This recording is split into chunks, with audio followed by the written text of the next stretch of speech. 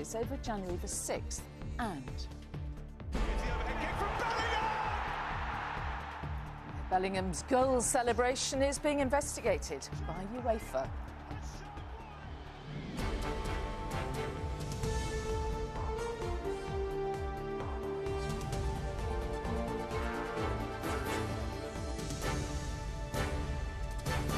This is the ITV Evening News with Mary Nightingale. Good evening. As the election campaign approaches the final whistle, Rishi Sunak insisted today it isn't over until it's over. Well, just like England's dramatic victory last night, the Prime Minister is hoping for a late win. The polls, though, suggest that is highly unlikely and Labour will be the clear victors. Well, today, its leader, Sir Keir Starmer, targeted Tory seats as all the main parties made a last push for your vote. Here's our correspondent, John Ray. It's almost enough to drive a teetotal Prime Minister to drink. 6 exhausting weeks on a campaign trail that took him to a distillery this afternoon. Not the time now for shiny new policies, but instead to repeat well-worn themes. I want to keep cutting people's taxes, I want to protect their pension, I want to secure our borders and get migration down, and that's what I'll deliver. Now, on all those things, Labour are going to do the precise opposite, and I don't want people to hand them a blank cheque. Back in London, look who's turned up. Yes, that's Boris Johnson, but no, we're told, it's not a late intervention in the election. These are big changes for our country.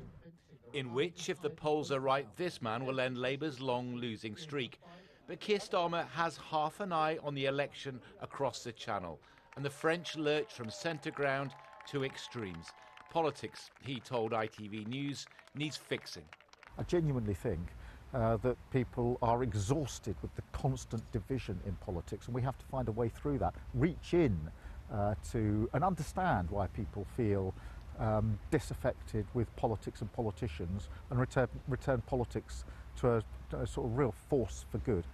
For the first time in years, Labour is pressing the Nationalists in Scotland. But an offer to work with the SNP to boost EU migration here emphasises just one of many cross-border divisions. That suggestion comes from the Labour Party in Scotland against a backdrop of total hostility towards immigration from the UK Labour Party. And as we all know, the UK Labour Party calls the shots. The Liberal Democrats have set pulses racing in this campaign, even if it's just their own leaders. Today's loss of dignity came in the cause of tactical voting. We're finding a lot of lifelong Conservatives considering us. They don't want to vote Conservative. Some young people who've never voted before, and we're saying, do something you've never done. I've just done it. I've never done that before. So take the plunge. People are really understanding that an independent, strong Green voice for their constituency is a good thing to have, no matter who's in the government, but particularly if there's a Labour government with a large majority. Of course, polls are one thing. Polling day might be quite another. No one is taking anything for granted. John Ray, ITV News, Westminster. Let's turn to the other big vote across the Channel now, and there's been widespread alarm after the far right won the majority of votes in the first round of the French elections. Our Europe editor James Mates is in northern France for us now. James, what does this mean for France itself and Europe more broadly? It's a mess. It's a mess for France. It's a mess for Europe too. I mean, if the polls are right, one of two things will happen next Sunday. Either the far right will form a government for the first time in France since World War II. You'll have a situation where the government in Parliament and the President hold completely opposite views and are committed to trying to destroy each other rather than work together. And that could last for 3 years. The alternative is that they don't get a clear majority and either are unable or unwilling to form a coalition government, in which case France will be left without effective government in Parliament, basically for at least a year, which is because they're not allowed to hold another election until then. The blame for this is being put firmly on President Macron for taking a reckless gamble and calling elections he didn't need to. A fit of spiteful narcissism, one newspaper called it today. And that blame is not only coming from within France, but from Europe as well. Some pretty rude things are being said about President Macron and his decision, mostly in private, but also to a degree in public, in Brussels and indeed many other European capitals. Okay, James Mates in France, thank you. And our political editor, Robert Peston, is here with me. Robert, what's Keir Starmer's reaction to what James has just been talking about in France? So I spoke to him today, and I mean, he knows that across the West, tribal loyalties to parties have completely gone. So even if the polls are correct and he wins with a big majority, he knows that he cannot be confident that he will hold on to that support unless, in his words, he is able to rebuild trust in politicians, in our entire political system. And for him, that means that he cannot let people down. Some would say his manifesto isn't ambitious enough. He would say the reason for that is he's got to show that he can make what he calls these initial first steps on fixing the health service, putting money into schools. He feels he's got to show that he can deliver on that. He says to me that he is going to be very ambitious if he wins over the course of a parliament. But, in his words, it is about delivering for ordinary people in their millions who right now mistrust a lot of them. All right, Robert Peston, thank you. And if you want more on all the party's main policies, from education to immigration, plus key takeaways from their manifestos, we have a special section on our website. You'll find it all at itv.com/news. Now, thousands of people are sheltering in the Caribbean as Hurricane Beryl has made landfall. It is the earliest Category 4 strength storm to form in the Atlantic. It's blown off roofs and uprooted trees so far, with winds of up to 150 miles per hour. Hurricane warnings are in effect for Barbados, Grenada, Tobago, St Vincent and the Grenadines. Donald Trump's presidential campaign received a boost today from the US Supreme Court. It has further delayed the criminal case against the former president on charges of plotting to overturn the 2020 election, and it said he may yet get some immunity. Our US correspondent Dan Rivers is in Washington. Dan, the former president's already tweeted that this is a win. How significant is it?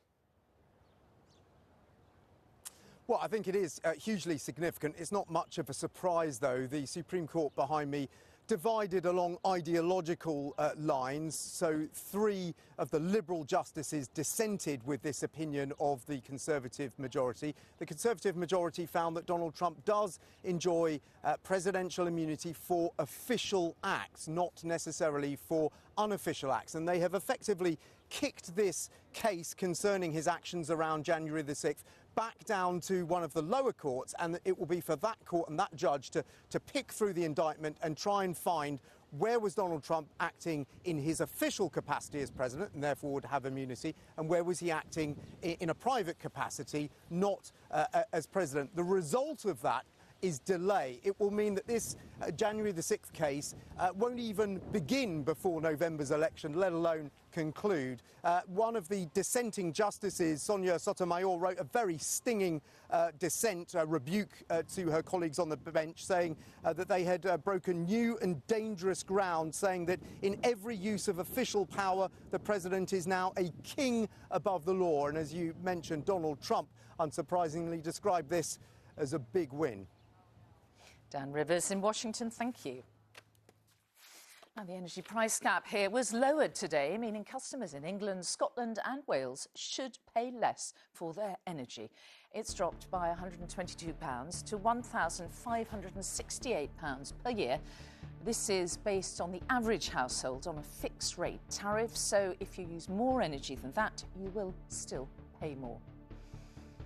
And police have called off their search for a teenager missing after going swimming in the River Mersey with friends yesterday evening.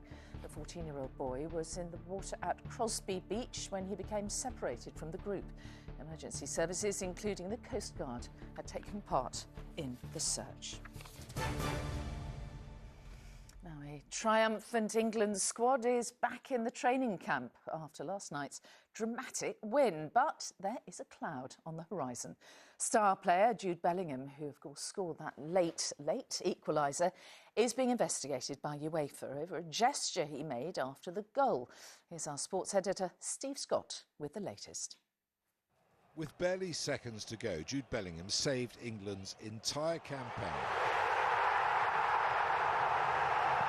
The celebration, he revealed later, was fueled by the team's many critics.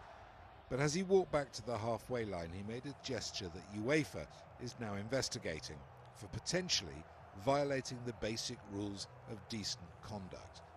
Bellingham posted that it was an in-joke aimed at friends. If UEFA decides it wasn't, he could well be fined or, even worse, suspended. As joint top scorer, it will be an outcome Gareth Southgate could well do without. Southgate in England came about as close to the edge of the precipice as you can get last night and showed real spirit coming back from the brink. But character and one world-class intervention can only take you so far.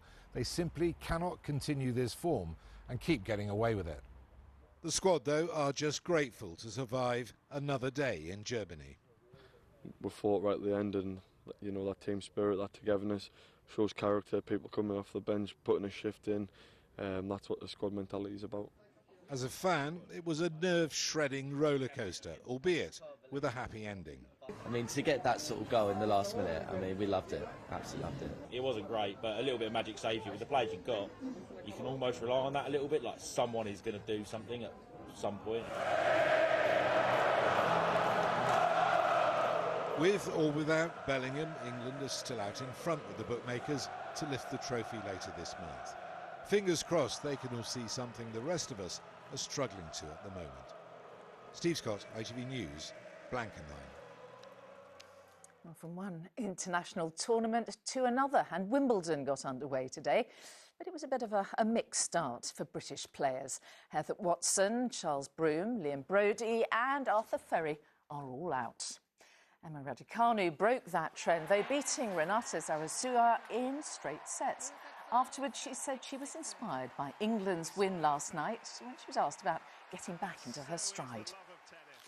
You have to just do what it takes to get over the line, and honestly, watching the football last night, it was like winning ugly, like it all counts. It certainly does, and that's all for now. Julie's here with the latest at 10, but from me and the Evening News team,